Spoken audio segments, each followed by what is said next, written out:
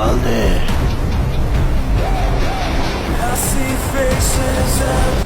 মাই god ভাই, বরবাদ মুভিটা দেখে আসলাম। তো আসল কথা বলতে আমি রিভিউ ভিডিওটা করি না, মানে সচরাচর আমার তো আমি মুভি এক্সপ্লেনটা করি, আমি মুভি কখনো রিভিউ করি না।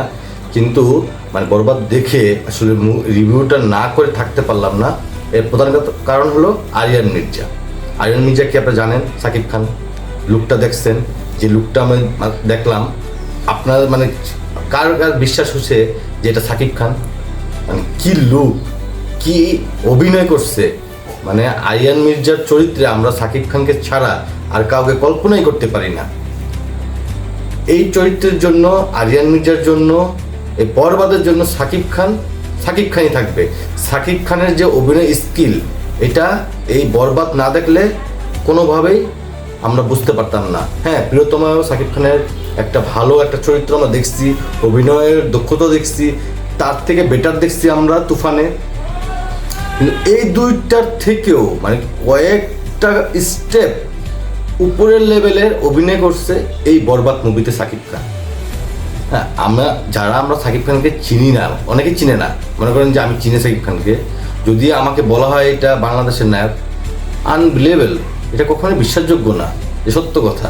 মানে চরিত্রের প্রয়োজনে নিজেকে কতটা পরিবর্তন, শুধু লুকের দিক দিয়ে নেই, অভিনয়ের দিক দিয়ে যে কতটা পরিবর্তন, স্কিল কীভাবে ডেভেলপ করতে হয়, ডেভেলপমেন্ট যে অভিনয়টা করতে হয়, এটা আসলে সাকিব খান থেকে তার যে পরবর্তী যে ইয়ারা আছে তারা যেন সাকিব খান থেকে এটা শিখতে পারে, যে একটা সময় সাকিব খানের অভিনয় কতটা স্কিল, কতটা লো ছিল, আস্তে আস্তে কীভাবে এই প্রিয়তমা, তারপরে রাজকুমার, তারপর তুফান, এখন বরবাদ, যে একটার পর একটা স্টেপ যে সে উপরে উঠতেছে অভিনয়ের দক্ষতার দিক দিয়ে, লুকিংয়ের দিক দিয়ে, তার যে মানে একটা প্যাকেজ, এটা যেন সবাই শিখে, আমাদের পরবর্তী যে অভিনয় শিল্পীরা আছে, যারা আসে ছবি করতে, তারা যেন শিখে। আর সত্য কথা বলতে আরিয়ান মির্জার চরিত্রে একমাত্র সাকিব ছাড়া এটা কেউই করতে পারতো না। আমার মনে হয় নাই যে পুরো ছবিটাতে আমি বাংলা ছবি দেখতেছি।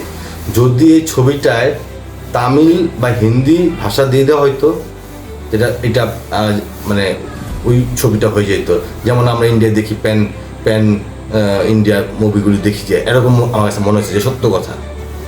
তো সাকিব খানের কথা আর কি বলবো, জাস্ট ওয়াও, সোজা কথা। যারা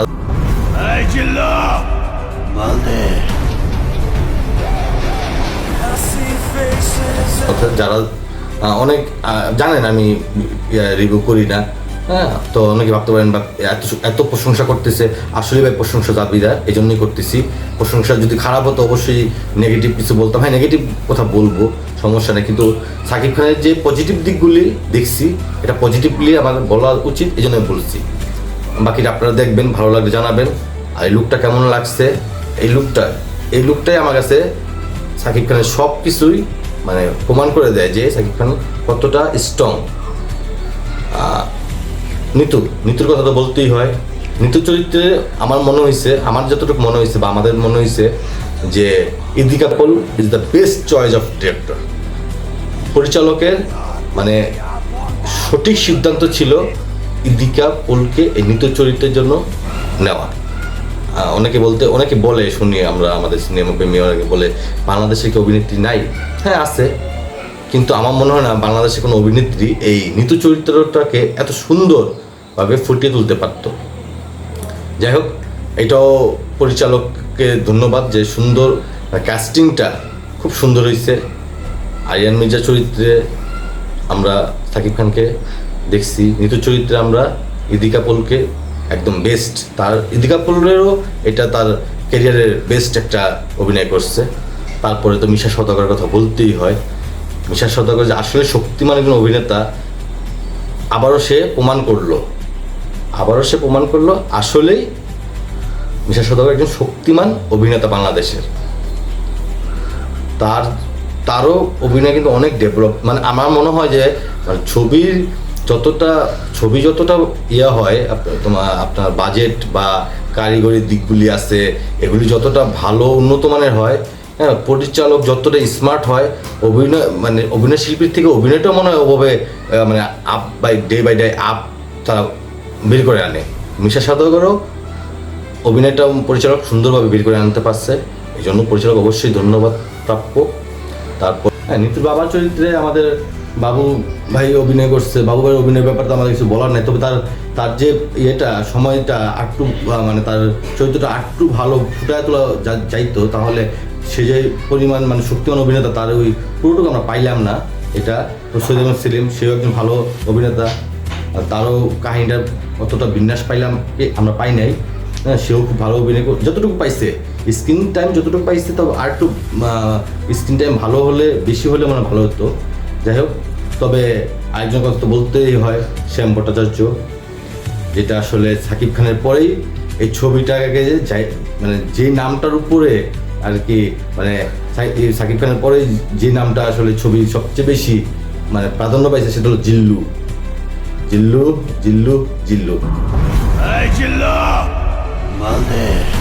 জিল্লু জিল্লু কিছু বলার নাই। জিল্লু আসলে ভালো অভিনেতা, তবে জিল্লুর জন্য এই জায়গাটায় হ্যাঁ স্যাম ভালো করছে, তো আমার মনে হয় আরেকটু ভালো কাউকে রাখা যাইতো। তবে জিল্লু কিন্তু আসলে ওই সাকিব খানের মুখেই কিন্তু জিল্লু উঠছে, মানে অতটা পপুলার হয়েছে। জিল্লুর জন্য কিন্তু জিল্লুর এত পপুলার হয় নাই। তো জিল্লুর চরিত্রে শ্যাম ভট্টাচার্য ছাড়াও বা আরেকটু ভালো, আরেকটু শক্তিমান কাউকে নেওয়া উচিত ছিল, বা ভালো হতো আর কি, আমার মনে হচ্ছে। হ্যাঁ, আর গান গান শ্রুতির মধ্যে ছিল।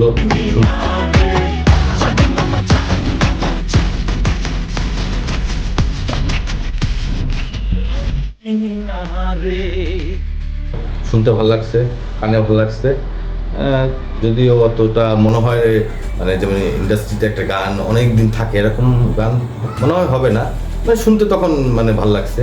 তো বিজিএম এর ব্যাপারে বলতে চাই, টপ নচ।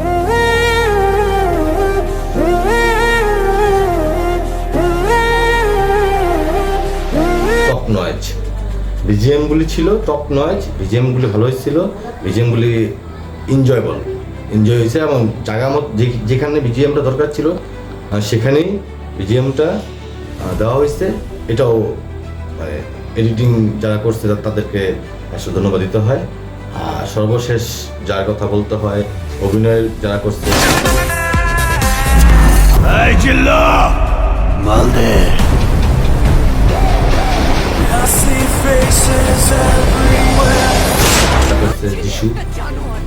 যিশুর কথা তো আসলে কি বলবো, যিশুর তো অভিনয় অনেক আগের থেকে বাংলা ছবি করে, মনের মাঝে তুমি ভালোটা ছবি করছিল। তো যিশু যেই মানে যতটুকু শক্তিমান অভিনেতা, আসলে অতটুকু স্ক্রিন টাইম যিশু পায় নাই। যতটুকু পাইছে সে তার বেস্ট দিছে, অভিনয় ভালো ছিল, কিন্তু স্ক্রিন টাইমটা কম। তার যে মানে দেওয়ার মতন ছিল অনেক কিছু, এটা আসলে দিতে পারে নাই। এটা হয়তো বা ইয়াটাকে দুর্ঘটনাকে কমানোর জন্য হয়তো বা স্ক্রিন টাইমটা বড় করে নেয়, তাও যতটুকুই ছিল হ্যাঁ ভালো করছে। আর সর্বশেষ যার কথা বলতেই হয়, পরিচালক আসলে মেহেদী হাসান হৃদয় ভাই নতুন আসছে, আমরা আসলে সংশয় করছিলাম, অনেকেই সংশয় করছে যে কেমন হবে না হবে, তবে সেসব সংশয়কে দূরে ঠেলে দিয়ে এত সুন্দর একটা রায়হান রাফির সাথে মানে থেকেও মনে হয় যে ভালো একটা পরিচালক আমরা পাইলাম। তো হৃদয় ভাই আরও ভালো ভালো কাজ দেখ, সবার থেকে যেভাবে কাজ আদায় করে নিচ্ছে, ভালো মানে তাদের বেস্ট আদায় করে নিচ্ছে, এটার জন্য হৃদয় ভাই আসলে সম্মান প্রাপ্য, ধন্যবাদ প্রাপ্য। তো হৃদয় ভাই আর ভালো ভালো ছবি বানাবেন, আর বরবাদ যদি দেখে না থাকেন দেখবেন, জানাবেন কেমন লাগলো আপনাদেরও। হ্যাঁ, আমরা যেহেতু মানে ইউটিউবে নতুন আসছি, যদি আমাদের ভিডিও ভালো লাগে থাকে অবশ্যই আমাদেরকে লাইক করে দিবেন, কমেন্ট করে দিবেন, কমেন্ট করে জানাবেন আমাদের ভুল ত্রুটিগুলি, আমাদের ভালো ভালো গুণগুলি জানাবেন, আর অবশ্যই সাবস্ক্রাইব করে দেবেন। আপনারা যদি সাবস্ক্রাইব করেন, আমাদেরকে সাপোর্ট করেন, আমরা আরও ভালো নতুন উদ্যমে আর ভালো কিছু দেওয়ার আপনাদেরকে চেষ্টা করবো ইনশাল্লাহ। সবাই ভালো থাকবেন, আল্লাহ হাফিজ।